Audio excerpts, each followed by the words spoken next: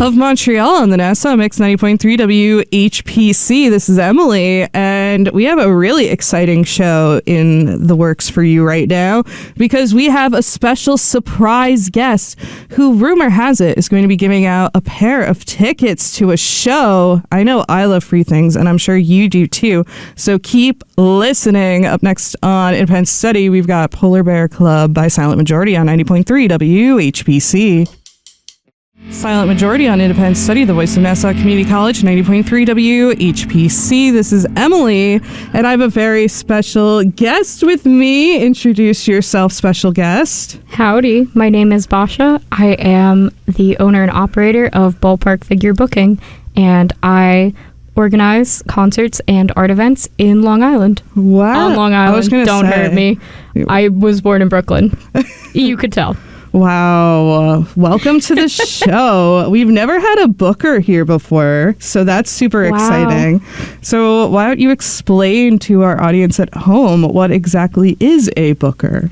Yeah, first of all, thanks for having me. I love radio so much, and I love the station so much, and I'm so stoked about being here. Thank you for being here. Oh it's so gosh. exciting. Wow. Anyway, so your actual question. So what I do is I do a lot of different things, but I am a full-time artist, and for fun, I organize small concerts. Sometimes not so small, and I'm like, oh, don't neg myself. You're good. So I also want to just like start with like the definition of a concert in this context, because a concert that I throw, a ballpark concert, it's a little different than like being at Madison Square Garden. Ballpark figure shows are DIY shows, which stands for do it yourself. That's a movement where basically the ethos is that people get together and kind of put together their own shows in like unique spaces with kind of different setups. You know, it's just different than being at MSG. Like it's more like a house party than anything. Everyone's becoming friends. There's 4 to 5 local or regional bands, and a lot of my shows happen in really unique and fun spaces like tattoo studios, bookstores, independent breweries across Long Island, and then in addition to booking shows, these concerts, I also usually pair that with some kind of like art or cultural component. So on June 29th, I am going to have the Pac Mocha Skate Festival in Patchogue, New York. And we're going to have skateboarding and a film screening about skateboarding and bands. So I do a lot of different things, but all of it revolves around art and music. That's so cool. So instead of being like at your like typical like concert hall, you're just like at whatever space is around. Yeah. It's cool. Yeah. The first time, this is like kind of a normal thing in Brooklyn. I've spent my whole life going between Queens, Brooklyn, and Long Island, and living in each for probably equal amounts of time at this point. But this is like definitely a thing in Brooklyn. People have concerts at their houses, at like warehouses, or apartments rather, in Brooklyn. But the first time I knew that this was, or like had been made aware of this happening on Long Island, was actually at this place called Our Lady of Perpetual Hope, which was a Hofstra student's house, specifically like detached garage that they would have bands at, and they would play shows there.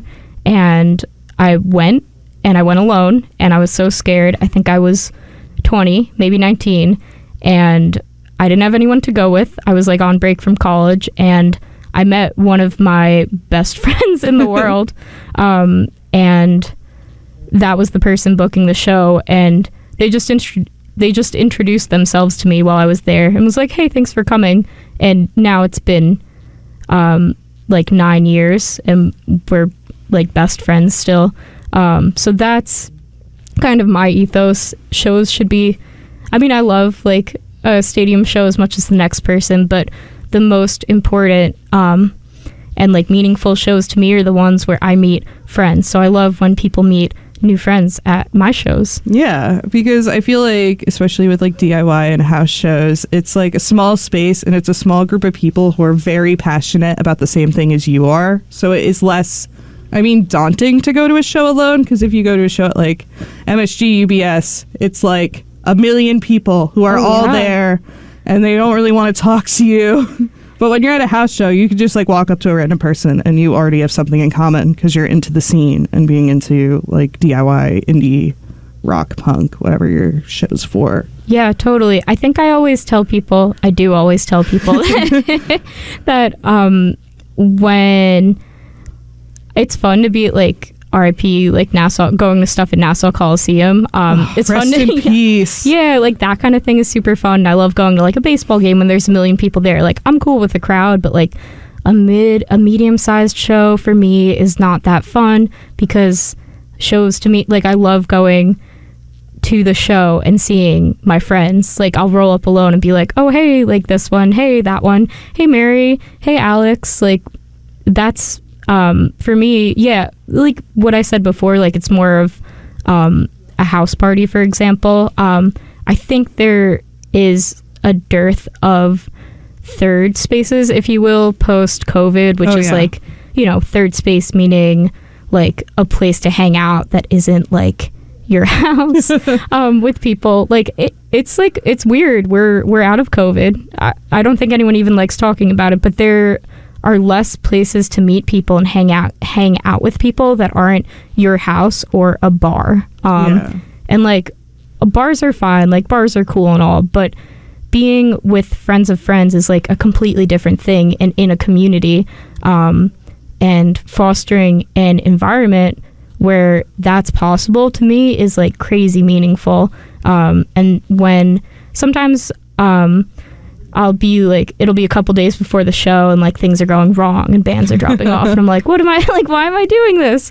And then I go to the show and like two people that are my friends from going to the show become friends with each other, and I'm like, well, and they're like, oh my god, I'm so glad I met this person. And I'm like, well, that's kind of why I do it. Yeah, like the whole point is like building a community of people.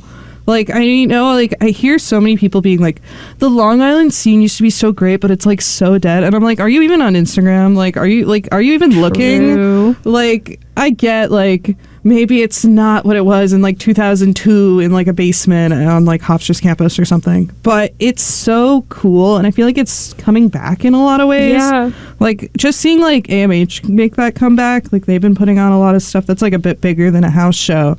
But I think it like shows how like the scene's kind of like thriving again, or at least starting to get back to where it was. Like what are like some like cool like DIY venues that you've been like booking at or seeing exciting stuff happen at? Totally. And also I totally think that there is such a vibrant scene. My problem right now is that a lot of people want to play ballpark shows, which is incredibly flattering and like very affirming, but I have a hard time even just getting back to everyone or like having like, I only have so many slots, and it's been so heartening to know that, because when I'm a self-doubter, like I think a lot of creative people are, and I am, like I said before, I think I'm a full-time artist. I have my own graphic design studio, and that's what I work under, and I do a lot of art in my life, and this is something I do kind of on the side. And I think creative people are totally self-doubters, as someone who went to art school. Like, I relate. Yeah. So I was like, I don't know if anyone's even going to care about this. I was actually, someone once said to me like, hey, no, like no one's going to go to these. Like, what are you doing? What? Like, yeah. That's messed up. I know. But now I'm on the radio, so. That's what I'm saying. Like, so whatever. F them. Like, you made it. Where are they? Like, I mean, it's still like a constant. Basement, like, be like, hater. I mean, it's fine. Like, I have a lot of self-doubt, and I think some of that is valid. Like, there's a reason why a lot of this went away. Like, I think my personal thesis is that like commercial rent, as well as like residential rent, and as well as like mortgages in that case, are just a lot more expensive Oh, yeah. relative. We all know that. We live in Long Island, on Long yeah. Island. On Sorry, Long everyone. Island. You'll get it. I used to do that on purpose to upset people. To trigger the Long Islanders. You could say. But yeah, I think I wasn't sure if I was like, well, I guess I'll buy this PA system, like the speakers and the mics and the board, but I was like, well, maybe I'll just use that as a speaker in my office in case none of this works out and just like play songs really loud, because I don't know if I'm going to need this after the first or the second show. I don't know if it's going to work out, but so yeah, everything's really expensive. Places don't like everywhere has a high bar to meet, so I completely understand why a DIY show, like a show that doesn't on its, like, when you first think of it, doesn't bring in a ton of money. But the crazy thing is they kind of do sometimes. Not that I'm making out like a bandit, not the case at all, but like when I'll have a show in a place that serves alcohol, like the bar does pretty well. So, and also, I don't know, independent art and culture and music are so important, and they make like this world worth living in. And I think that when we lose those things, like when that went away, so like you were saying, like Long Island had a lot of like emo stuff. Oh, emo huge. Shows and hardcore shows in like VFWs and like house shows, and that was kind of like the 90s 2000s kind of thing, and then it seemingly went away, which kind of makes sense as the rents rise, as just these things fall out of favor cyclically as they do. But yeah, I agree that the scene is vibrant now. There's so many new bands, I can't even keep track literally at all, which is amazing. There's people booking shows, new bands all the time, and places, I think, especially once they see the draw of these shows become more receptive to hosting. I guess like once they see the crowds it will bring in. So yeah, I've had, to answer your original question, I've had the pleasure of booking in a lot of places, and I love when it's in like kind of a, I don't want to say weird, but like unique and non-traditional space that feels like comfortable, cozy. Like it's really fun when it's like, this isn't what it's supposed to be used for. So I will shout out some of my partners that I have worked with in making these venues, I guess, out of traditional businesses, which is Tiny Raccoon Books in Sayville, a great new and used bookstore, The Calling Bell, a tattoo shop in Huntington, the Museum of Contemporary Art Long Island in Patchogue, New York. That's a wonderful art gallery.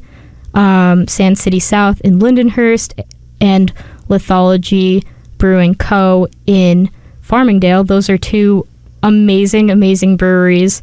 I'm checking my notes to see if I forgot anything. Are most of the venues you book at in Suffolk, or just like... Yeah, I guess that's the way the cookie crumbled. It wasn't the goal, but I think that's where the opportunity is, in a weird way. Like, maybe, I mean, I also have a real estate license, so I don't want you to think I'm just like obsessed with real estate for no reason. You're good. You're good. Like, yeah, and I'm like, oh, I just revealed hey everyone, I have a real estate license. You can hit me up if you want like a house or whatever. But many gifts you have. Thank you. I mean, that's like a larger conversation maybe about being a working artist. It's also because I like to do a lot of stuff, and I just like, I love doing like 7,000 different things. Like, that rules. That's valid. Yeah. Doing 7,000 different things is valid. That's kind of like what you have to do when you're like in booking. You have to like handle 7,000 different things. Yeah. 'Cause how many people do you have in your operation, or is it just you? It is just me, with sometimes some collaborators. I'll sometimes collaborate with people who book shows. Like most recently, my friends in Don't Tell Mom Booking. They're a booking outfit out of Queens. We collaborated in March. Awesome. I'll have some volunteers sometimes, and I pay people to do the doors, because I think it's really important to pay people for their labor. Unlike that, Yeah. I mean, like, I guess something that's different about us too. Okay, we do like shows that are like parties. We do like unique venues. Like, you can make new friends. The bands are cool, like indie, like wonderful new projects from all over Long Island and beyond.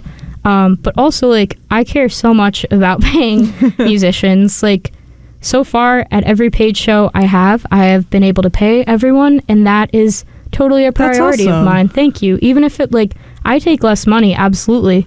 But that's really important to me as someone who's played music and not been paid, and also just as someone who thinks like labor in general should be compensated, and also as a working artist who gets asked from time to time to do free work. There's a place for it, but if I can pay, like, I'm gonna pay, and I'll take a little less. Why not? That's good. Thank you. Yeah. So, like, what inspired you to like get into booking in the first place, and not just get into it, but form your own booking agency? Yeah. So not a lot of people know this, but my first time booking shows was not out here on Long Island at all. I booked a lot of shows as the general manager for WPIR, Pratt Radio. Oh. Yes, little radio time. I said I love radio. Welcome back to radio. Oh my God, I was like sweating on the way here. I was so excited. And now all of you know that too. But so I went to Pratt Institute in Brooklyn, New York. Little mouthful there. And I was hired at the radio station both to be a monitor and initially as the events coordinator. So that meant that, like, historically, like, Pratt Radio had acts come on, and we would they would perform in our little studio, and we would broadcast it out on the internet. And I got there and I was like, cool, let's do that. But also, you know, I like doing a million things and kind of pushing the boundaries always of what is okay. So I was like, well, why can't we just start like booking shows too? Like, that would be fine. Like, I also don't want to make it sound like it's really easy to book a show in Brooklyn, because it's really not. Yeah. Like, everywhere has a really high room fee. That's the other thing. You have to pay oftentimes for like a high room rental fee. And that is an impediment in booking shows. So I stopped booking. So I was at Pratt Radio and I was like, hey, like, we have a space. Like, why wouldn't we have shows? And I just did it. Like, I asked for forgiveness later and they did forgive, so it was fine. And then, so we had shows both like on campus, in our student union, in the radio station. And then, when I went away to college in Brooklyn, like in middle school and high school, I always like liked indie rock. I remember going to Terminal 5 on a school night to see the Shins, and my parents were pretty mad about it. I think I was in 10th grade. You had to do it. I had to at Terminal 5, and they ripped. I love the Shins, but we should put the Shins on. Yeah, we will. We'll put them on later. Yeah, I mean, so when I moved to Brooklyn, back to Brooklyn to go to Pratt, because I was born in Brooklyn and I've spent my whole life, again, between Brooklyn, Queens, and Long Island. When I moved to Brooklyn to go to Pratt, I started getting involved in the DIY, again, do-it-yourself movement out there, which was like huge at the time. And that was bands like Frankie Cosmos, who's pretty big now, Bellows, Sleight of, Trace Mountains, Level Up, those shows happened at venues like Shea Stadium, but it wasn't it was a place that was different than the other place that you're thinking of. Just a lot of like warehouses and weird spaces like Shea Stadium, Palisades, and Silent Barn. Silent Barn was like a warehousey kind of, it was just like a big building that like a bunch of people like took on a lease for and then divided up in really crazy ways and made artist housing and like a hair cutter that made you a playlist and like a house show section in the artist housing and like a stage downstairs and a synth shop that was only available by appointment. That's and they crazy. They would run the 24-hour show. I used to do doors for it. So I think a lot of like my love for booking shows and like doing weird stuff came out of being lucky enough to have experienced the Silent Barn and places like that. So I think that answers your question. So I booked shows in Brooklyn, graduated, booked a little. COVID. It was also really hard to book in Brooklyn, so I was like, this is too hard, and COVID happened, so like, let's chill. And then I was like, nah, like the itch I knew the itch would come back. Of course. Yeah. You just had to ride out the COVID. Yeah. I try to not if the itch isn't there, I try not to scratch it, like or I just know I'm gonna like hate scratching it. I'm like, I don't even want to do this. But I know that in like 2 years, like there's times when I won't draw in my sketchbook at all. And then I'm like, oh, no, I really want to draw in my sketchbook. Cool. But just get that inspiration. Yeah, I don't know what I gotta create. Yeah, some of it, you could say is like magic or spiritual. Like, I just wait for the itch sometimes. Yeah, and you've got the itch now. You're scratching it with I'm your scratching. booking. So, what would you say is different about the like Long Island versus Brooklyn versus Queens scenes? Because I feel like they all obviously intermingle a lot, but there's like some distinctions between all of them. So if anyone in Brooklyn is listening, or Queens, I want you to know that you live on Long Island, the geographical entity of Long Island. The land mass of Long Island. I just want to make that clear. It took me It took me like a little too long to realize that I've lived my entire life pretty much off of mainland America. And I knew that Brooklyn and Queens were on the same island as Long Island, but I'm like, wow, we all live on an island that is not mainland America. That is different than most of the population of this United States. That wasn't your question. What's the difference? Your question was the difference. If there is any. Yeah, I would say Brooklyn and Queens, like, it's pretty well intertwined. And, like, in Queens, a lot of the venues are in places that are close to Brooklyn, like Ridgewood, at least from my understanding and experience. So I'll say Brooklyn and Queens, like, we'll just call that one versus Long Island. Long Island is a lot more emo, just to start. That is something that struck me. A lot of angst over here. What did you say? A lot of angst over here. I guess so. Yeah. But everyone wants to get out of Long Island, but loves it too much to leave. If anyone in Jersey is listening, sorry. But my brother recently said, hey, no, it was Connecticut. I was just in Connecticut a lot because I also I organized an art show up there with a friend who lives in Milford, and that was really great. But my brother, sorry to put him on blast, was like, I feel like Long Island has so much like Long Island culture. You're like, that is so Long Island. And like, I'm not really sure what Connecticut's is. So Connecticut, like, there's angst everywhere, but like Long Island has this like, just this crazy history of like emo, hardcore, DIY stuff. DIY just being like, they just threw shows together in the 90s. Like, I was shocked at how DIY it was when I got out here. Like, I just didn't think that was the case. But yeah, the difference I would say is that Long Island is a lot more like emo and hardcore. Of course, there's New York City hardcore and emo, but it's just like almost a way of life out here. Like, it's a cultural thing, as evidenced by like a lot of the bands that have come out of Long Island. Like, the biggest bands are like, I don't know, Taking Back Sunday and Brand New. No comment on that. Comment on that. But like, yeah, a lot of what Long Island is known for musically is the emo hardcore thing.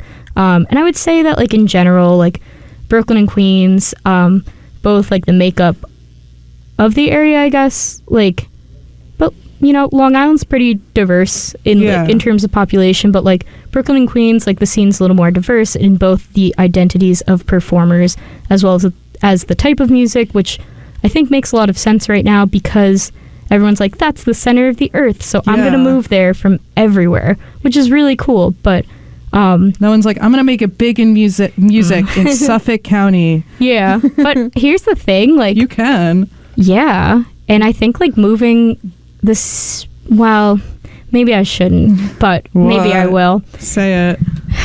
I think that being like, I have to move to Brooklyn to make it big in music, and like that's my main goal, and I'm going to disregard other things, and like, I don't know. I think that's, obviously it's worked for some people. Like, obviously it's worked. Like Frank Sinatra said, like, you can make it here, you can make it anywhere.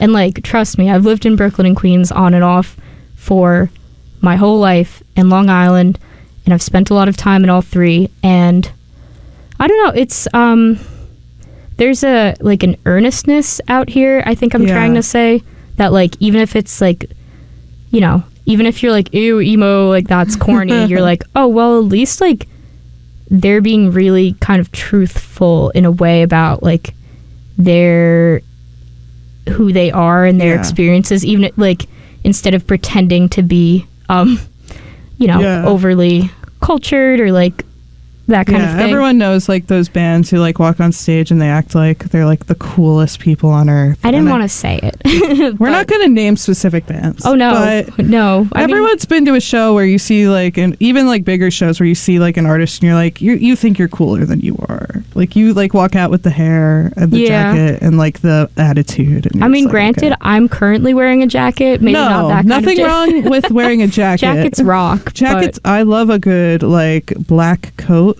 Oh my gosh, thank you. I'm wearing a black coat, but I have a jean jacket that looks just like that. Probably from Old Navy, right? I got mine. I actually stole mine from my dad, so I think it's from Kohl's. Shout out, Dad. Shout out, Kohl's. Shout out stealing from this him. Is the advertising portion.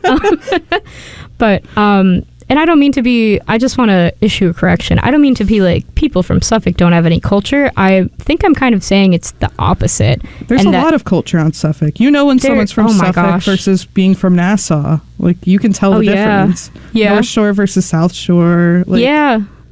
I'm going to say something. When I moved back to Long Island a couple years ago, I thought Nassau was the North Shore and Suffolk was the South Shore. That's how much time I had spent in Suffolk, because I'm really from Brooklyn and Queens. Like, yeah, I'll really tell everyone how dumb that thought was. Like, I'm happy to do it. But yeah, the more time I spend on the island, the more I understand how much talent and culture is out there, and that there's such a need for just organized like ways of expressing this talent and culture. Yeah, I think I'm just trying to, in large part, you didn't ask this, but yeah, no. I think about like what I would have wanted when I was 17, and I was like, what's there to do on Long Island? Like, I'm bored. And I'm like, oh, it would have been really great to go to a concert in an art gallery where you can make your own pins at a workshop while the music is playing for free. Which is happening on June 24th in Patchogue. Because growing up here in Nassau, like, I would, as a kid, I'd be like, in high school, like, where are like the cool like artists playing, like where are the like DIY shows? And then like I remember I got on this like Reddit post, terrible place to be, Reddit, and it was like Long Island. It was like, the Long Island scene is dead. If you want to see anything good, go to Brooklyn. And I was like, I'm 16. My parents are not going to be cool with me going to a Brooklyn show alone, because none of my friends want to go with me in like a basement or an apartment somewhere. Yeah. And it's like, no, they're here. Maybe they were like smaller at that point in like 2017 or whatever, but it was there. I think a lot of people want to go, they just have no idea it even exists. Yeah, my fully formed thought is that it definitely exists, like you were saying. It's just hard to find. There's a need for organized cultural events around music and art on Long Island. It's always been there, and I don't think just because it's not New York City, it means that people aren't talented, aren't artistic, aren't musical, like aren't culturally relevant. I don't think that at all. I think the opposite. I think there's authenticity is like kind of a weird word and a complicated word, but I think there's so much authenticity in the bands I work with, in the venues I work with, in the Long Island music scene, and I really do feel like so lucky to be a part of it, like so happy that I just kind of fell into it. Yeah, I feel lucky. Yeah, we're lucky to like be here during this time because I feel like so much cool stuff's happening. Like the stuff you're putting on is so thanks. cool, and like I think there is like almost like using social media and stuff. There's a way to like kind of reach people who wouldn't like particularly be interested or even know about the scene in general. Like you got an Instagram. I know a bunch of like the independent booking like other agencies have their own socials and stuff. What's your socials so people can like find your agency and all your shows and cool events? Thanks for saying they're cool. I am @ on Instagram because the @ always there. Of course. Ballpark Figure Booking. So ballpark, like where you watch baseball, figure like number, and booking like the thing you read with an ing at the end. Nice. And that's generally primarily where I post. Also online on the www.iamballparkfigurebooking.com. If you're not on Instagram, you can use that to see shows. I started with a Twitter and X, and then I decided that wasn't the move forward. So I have like a dormant Blue Sky account, but I don't think anyone's on it, unfortunately. Yeah, social media is a large part of what I do. I guess I didn't think it would be such a big deal. I also have an advertising background. I've spent years working in advertising, and I think also when I decided, I was like, I can book and promote shows because I have booked shows before. And now I've sat through a lot of meetings on how to effectively do social media. And you know what? I kind of want to try. So yeah, I do a lot of that's like, I think also something that is unique to Ballpark is like the level of hands-on promotion. Yeah. Also, to answer a way earlier question, I low-key started Ballpark too because I was like, wait, I want to like make more show flyers for people and no one's asking me right now, so maybe I should just book my own show and make my own show flyer. That's DIY. That's ingenious. You're like, it's a lot of work. I'm gonna like that book was the kind of show, dumb, but like so I can make that flyer so it could look cool. Yeah, in retrospect, like maybe I could have just emailed more people asking, and it would have been a lot easier. But I have to say, you have a very aesthetically pleasing Instagram. Like, hey, I was scrolling through, and it like looks very cohesive and professional. I was like, oh my goodness, look at you go. Thank you. Like, you look like, no hate to other DIY bookers, but like sometimes it's just like flyer, and they're all different styles, which is great because it's cool when like a diverse amount of bands are playing a venue or something. But you have like such like a look. It looks so professional. Hey, thanks so much for saying that. And you are a professional, so that's awesome. So, speaking of the flyers you've been making, you have a show coming up. Yes, I do. Correct? I have a couple. Yeah. I'll read them from my little notes. Let's go. They're big notes, just in case anyone gets any ideas. We like being prepared on Independence Study. Yeah. So May 31st at Lithology Brewing Company in Farmingdale is my most upcoming show. That is coming up on this Saturday, which is really great. That's going to be kind of like an indie rock pop thing. And the bands that are playing that are There Are No Tigers, Little Slicer, Warm Wishes, Survey Monkey, and Adam Guzman. And I love all those bands, and they're all a little different.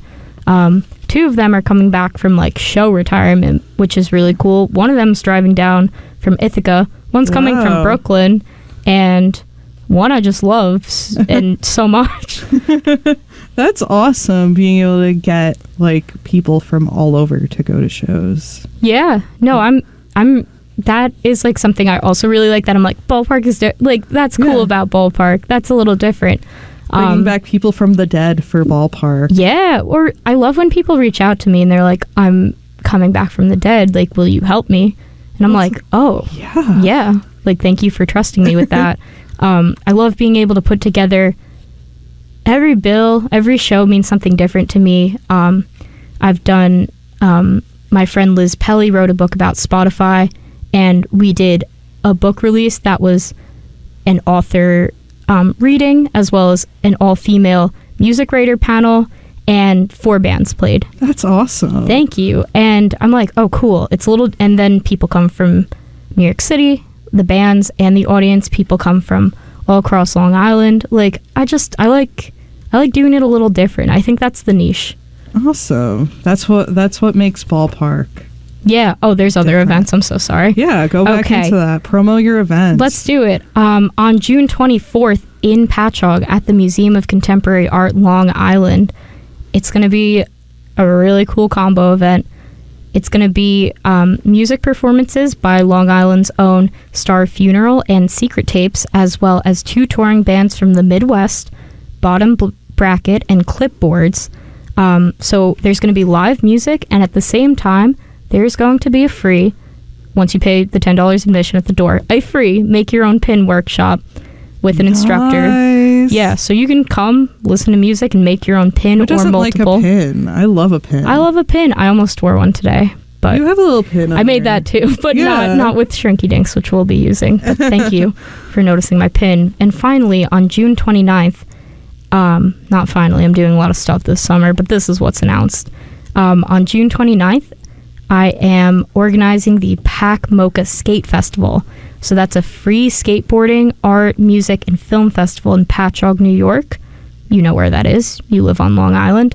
But you probably live in Nassau because of the reach of the station. There's online. Hang on. There's online. I once had a listener text me while I was doing a mix from London, England. Well, that's so amazing. We get like people from all over. The magic of the internet. Thank you. Exactly. Yeah, but so at that event on June 29th, it's a skateboarding festival. There's going to be live skateboarding demonstrations, free art workshops, free vegan snacks, artist vendors, live skateboard deck painters, appearances by pro skater Chad Caruso, and a special screening of Across America, which is a documentary about Long Island native Chad Caruso and his attempt to skateboard across the continental United States. Ooh. So yeah, May 31st, June 24th, and June 29th, and you can check it all out at Ballpark Figure Booking on Instagram or ballparkfigurebooking.com. So you have a pair of tickets to give away. Oh my gosh, I do. To one of your... Which event is this for? That's for May 31st at Lithology. This weekend. This weekend, it's Saturday. Spend your Saturday with us and Ballpark Booking. Oh my gosh, you're coming? Can I come? Yeah, I'm just going to put you on the list. Awesome. Is that okay? Sorry for inviting myself to this. No, I'm putting you on the list. Thank you. Thank you for coming. See new friends. New friends. This is the magic of DIY. Yeah. Do you know how... Should I tell them how we met? How did we meet? Yes. I was like, every once in a while, I'm like, who follows me on Instagram? I was like, oh my God. The host of Independent Study follows me on Instagram? That's crazy. And I'd even tried to Google the show, see if it had an account. I was like, I guess it doesn't have an account. It has an Instagram account in the works for Okay, cool. No, this was a year ago. No, yeah. I'm real. I listened to this. Thank you. Oh yeah, I was like, this is good. What are they playing Oolong? Who is this? I was like, what is this? Love Oolong, friends of the show. Yeah, so I was just like, oh my God. I can't believe it. I was like, okay, hi, I love your show. And then you're like, great, do you want to come on? I was like, yes. Yeah, I like following all the bookers and local bands, and scanning your DM. I was like, oh my gosh, am I famous? Yes, you are. Thank you. I was like, oh my God, a famous person follows me. A famous person is on my show. Oh my gosh. Is crazy. Look at us, famous together. Yeah. Come hang out with famous people on May 31st at Lithology. So, to win those tickets, you have to be our first caller at 516-572-7440. The number is 516-572-7440. And if you call in, we will put you on the list for this event on May 31st. And while I wait for those callers to come in, here's Borrowed Time, Ballpark K Chords on 90.3 WHPC. Independent Study. The ultimate deep dive into all things indie. The voice of Nassau Community College, 90.3 WHPC. The Shins on Independent Study, the voice of Nassau Community College, 90.3 WHPC. My name is Emily, and I am here with... Basha, Ballpark Figure Booking. Howdy. Woo-hoo! And unfortunately, our wonderful hour is coming to a close. And thank you to Ben for calling in and winning that awesome pair of tickets. But do not worry, if you want to go to the show on May 31st, how much are tickets? They're $15 if you pay in cash. Let's go. It's an hour of work at minimum wage. And it's at... Lithology Brewing Company in Farmingdale. That's not far from Nassau at all. No, it's like not. It's, I think half of Farmingdale's in Nassau. Is that wrong or right? I know it's on the border at least. Yeah, I never got the answer on that. I'm still learning about Long Island. And you know what? You can pronounce Patchogue, and that's like over half of the work. I felt really self-conscious about how I was saying it ultimately. But thank you for saying I did. You were correct. I worry about it, and I was born here. So yeah. You're doing great. All right. So thank you for coming on the show. Follow Asha at Ballpark Booking. Ballpark Figure Booking. Ballpark Figure Booking on Instagram, so you can see all the awesome shows they have coming up. And that's about it, right? Thank you so much, Emily, for having me. Ballpark Figure Booking, DIY shows forever, XOXO, whatever. Thank you so much for coming on the show. I love having people on the show, especially having a booking person on the show. Feeling so famous today. We'll have to do it again soon sometime. We definitely will. And before we go, we got another song for you. Trading Places, Stand Still on 90.3 WHPC. Independent study. We play music so underground that we're surprised we still get a radio signal. 90.3 WHPC.